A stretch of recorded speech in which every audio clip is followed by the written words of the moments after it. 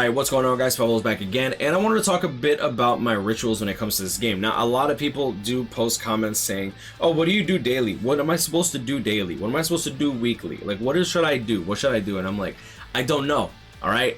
I don't know what you should do, because sometimes your account is different than mine. Like, if I tell you to farm IT and then you have like no link slotted characters, it's kind of different. But what I can tell you is what I personally do monthly, weekly, and daily as my rituals in order to actually progress in this game. Yeah, so I'm not really gonna delve too much on Arena, but I do want to say that it is a pretty good source of orbs if you actually like the content. I personally only like Arena with some friends, so that's why I don't have a crazy amount of trophies. But you do get a genuinely good amount of orbs early on. You'll see here from this costs 200, then it starts costing 500 points, and then this is a whopping 4,000 points, and it stays at 4,000 trophies infinitely. So you're gonna have to farm up 4,000 trophies every single time if you want to pick up these spirit orbs. Personally, I don't really like to farm Arena. It is what it is, but I do want to bring it up as a good source of orbs. Next, let's talk about the monthly rituals, the things that I personally do monthly in order to progress my account. First, Senkaimon. I think that's kind of obvious. I think you get roughly like 550 orbs, usually something along those lines, and you get the 5-star tickets and quite a lot of resources, to be honest. So then this is going to be relatively simple. The only reason it says new is because this quest gives me premium tickets, and I really cannot be bothered.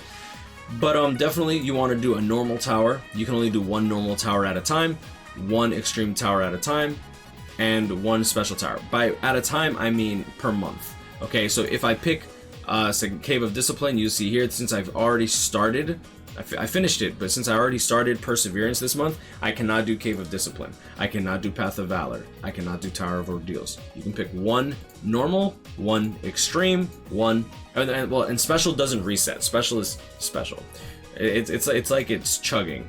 Either way, 7th anniversary tower, usually we have like 3 to 4 towers here that you could choose from during anniversary. It's just the anniversary tower. I don't think it's very difficult.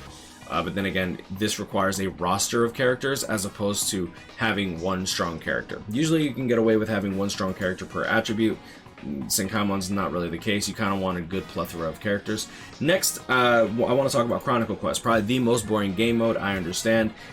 You ain't got to tell me twice. Personally, I overfarm so that way in the off chance that I get really busy one day or really busy one week, I don't have to be struggling. Like you see here, I have like 5,900 there, so I overfarmed that, but I'll be able to farm up the other stuff. Here, I personally overfarmed the hell out of this. I think I had like 9,000 at the start of this month, but I don't want to farm Chronicle Quest with the tickets that I was supposed to be using on the boosted point event that never came out.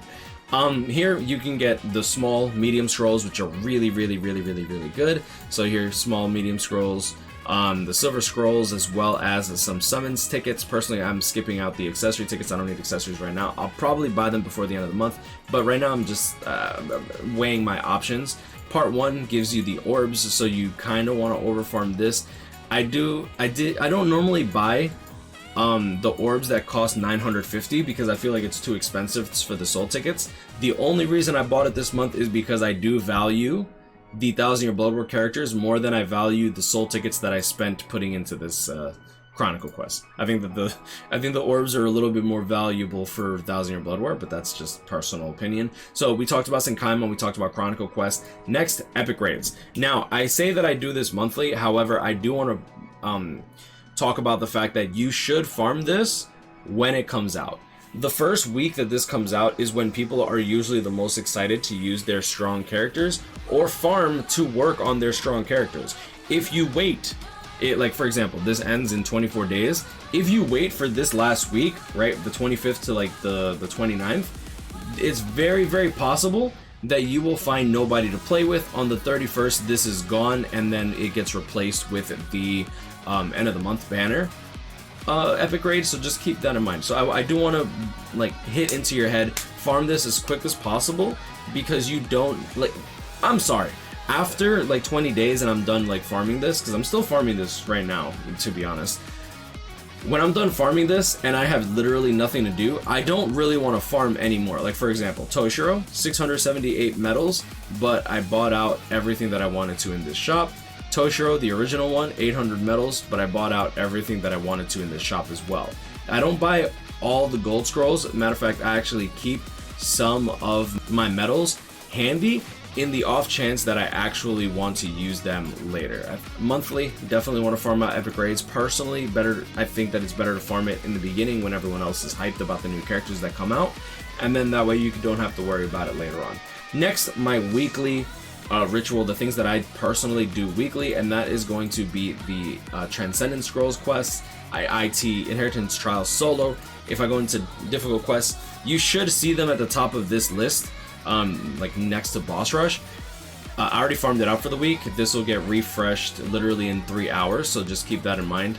I can't really show you because, yeah, but either way, it's limited to 5 runs per week, and usually I farm it out in the beginning of the week, especially when new characters come out, because that's when I like to see how the new characters perform in IT.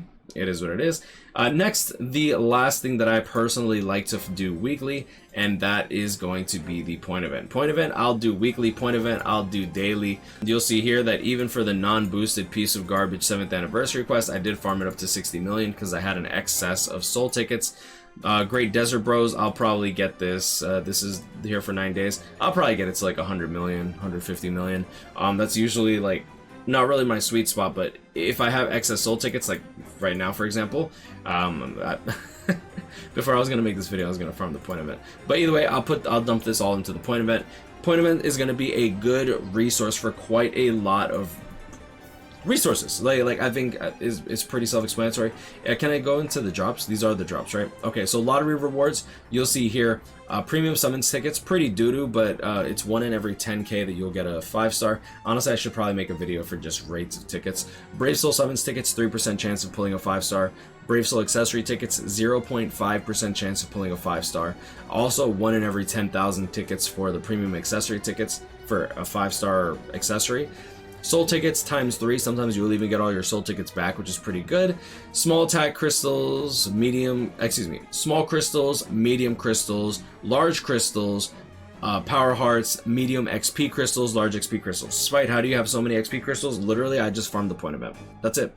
Here's also a good source for small, medium, and large jewels, followed up with some droplets. The droplets, honestly, you're better off farming epic raids for droplets, but it is nice that I do end up accruing droplets naturally just by playing the game.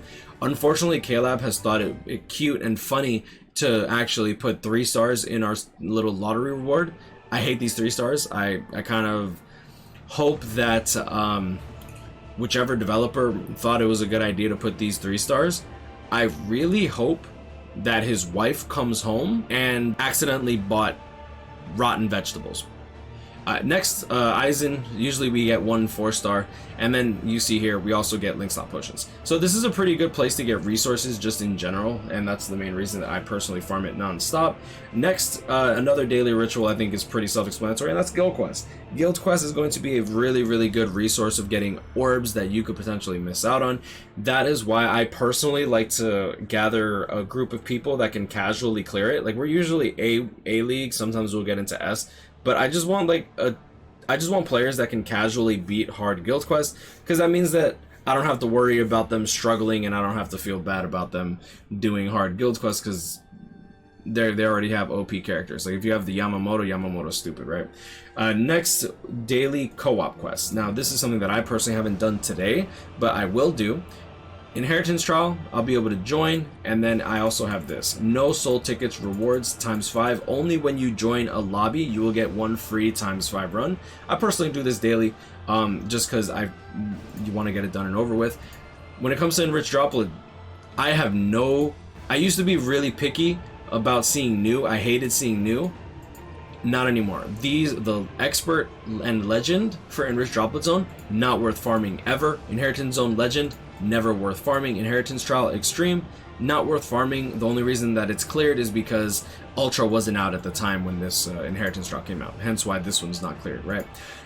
Yeah, so always try to do your no soul ticket reward ×5. Could potentially get you something good depending on what kind of content you're running. And then last but not least, Brave Battles. Now, Brave Battles is going to be a high point of contention for people that don't have Brave Battle characters. Personally, I think doing two runs a day just to get your daily done and get the 5 orbs, I think that's worth it. Some people might not like it. It is what it is. I personally don't normally stay in 3rd seed. I usually stay between 4th and 5th because I'm lazy. And not even lazy, it's just Brave Battles takes hella time, and it wasn't up until now that we had like full teams without invincibility, and since my whole team has pierced invincibility, it's kind of nice just going in and having runs be quicker than normal. So we talked about the monthly stuff, a little recap. Senkaimon comes, let me click on quest. Senkaimon comes back 5th of every single month.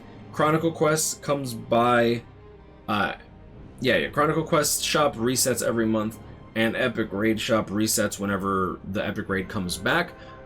But I recommend farming it in the beginning of the month when the new raid comes out, or when the new raid, or when the old raid comes back. That way you don't have to worry about people. When it comes to Senkaimon, I probably should talk about it, but for new players, 7th Anniversary Tower is currently the only one available. Usually this is going to have 3 to 4. The further to the right it will be, like for example, the further to the right you go, the harder the tower is going to be. Usually you want to do the hardest tower, however for normal Senkaimon, you also have access to characters like Tatsuki, Ichigo, and Zangetsu. Those characters are worth getting at least 1 copy of each, in my opinion. Next, we do have the metal exchange. When you have 200 metal exchanges, you actually can buy an Aizen, which Aizen is probably still one of the better links in the game. Strong attack damage and full stamina damage boost 20%.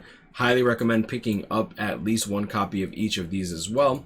When it comes to the crystals, for Senkaimon crystals, you only need to buy 1 of each. You don't have to buy more than that, just 1 of each. Summons tickets, I would not advise any new player get any summons tickets. Never buy the 4 to 5 star accessory ticket. This is a 0.5% chance of pulling a 5 star. You are literally throwing your Senkaimon medals down the toilet. If you want to do that and be a little rebel, that's fine. But that's the easy indication that you should be blacklisted. Next, when it comes to Senkaimon, you can only do 1 tower at a time. You can only do 1 tower a month. So for example, Iceberg of Perseverance, right? When I try to do another tower, even though I finished Iceberg of Perseverance, it says you cannot play this quest because you are currently engaged in the Iceberg of Perseverance. But I'm not, because I finished it, right? This wording is a bit misleading. You can only pick 1 a month. So for example, I won't be able to do Tower of Ordeals, Path of Valor, Cave of Discipline this month. If I want to do it next month, I can, but the ticket that you get at the end is not updated with the newest Iceberg of Perseverance, and even this ticket is pretty out of date, so we might actually get a new Senkaimon Tower, Extreme Tower sometime soon. Special, Gates of Oblivion. Unlike normal and extreme, which actually reset monthly, Gates of Oblivion will not reset. If you're new to the game and you're concerned about not being able to clear these stages, don't worry about it. You can take your time with this. You know, you'll be able to pick up the chads in the future dates. So really, just take your time with it. Enjoy it. It's pretty cool that it does give good rewards, and since it doesn't reset, I don't think that there's really a big rush for it. I see a lot of new players who are like upset that they can't clear it, and I'm like, bro, you literally miss out on nothing because you can just do it the next month. If you're planning on quitting before the next month, I don't know what to tell you. like, don't worry about it. But that's pretty much my daily, weekly, and monthly rituals when it comes to Bleach Brave Souls. I don't think that I'm missing out on anything except for maybe re-rolling characters. Yeah, like this daily, once a day quest, I don't even do this personally. It is good for, I probably should talk about it, but it is good for XP and stuff like that. If you're desperate for like coins and if you're desperate for XP, you can actually do Khan's Bonanza as well as like farming this stuff out. But personally, if you need coins, just farm epic raids. You'll get link slot potions, droplets, and you can turn the epic raid medals for coins if you need coins. But I'm gonna leave it there. Just grind. I'll catch up with you. Stay blessed. Like, comment, and subscribe. I hope you enjoyed this video, and hopefully this actually helps some of the newer players, and hopefully this answers the question. That way I can just give y'all this link instead. Thank you for watching. I appreciate y'all. Boom.